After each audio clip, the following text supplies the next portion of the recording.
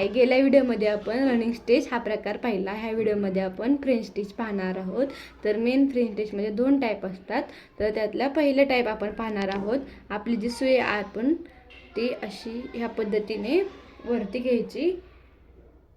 नंतर आपल्या ह्या बोटाच्या साहाय्याने आपली जी सुई तिला असा एक राऊंड मारायचा. तिथून जिथनं आपण वरती घेतली तिथूनच खाली टाकायची.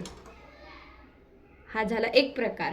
नंतर तशाच पद्धतीने हा वरती काढायची सुई. नंतर असं बोट लावायचं. आता पहिल्यांदा आपण सुईला एक राऊंड केलता.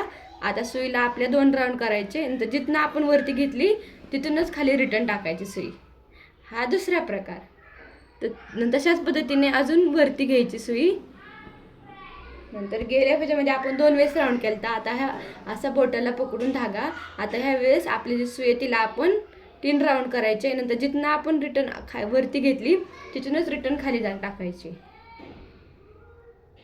हे आपले फ्रेंच स्टिचमध्ये 1 नंबर प्रकारामध्ये असणारे हे 3 टाईप झाले. आता फ्रेंच स्टिचमध्ये दुसरा एक प्रकार आहे. तर त्याच्यामध्ये एकच प्रकार. दुसऱ्या प्रकारामध्ये सुई वरती घ्यायची.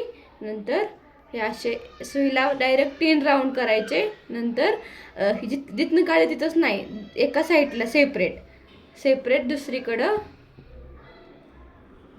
दुसरीकडं हे टाकायचं. नंतर अजून सुई जो मेन सेंटर आहे आपला त्या सेंटरपासून वरती घ्यायची.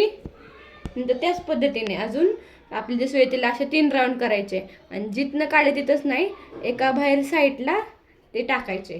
तिथनं सुई नंतर खाली रिटर्न घ्यायची अशा पद्धतीने. नंतर अजून जो सेंटरचा भाग आहे तिथून सुई अजून रिटर्न वरती घ्यायची.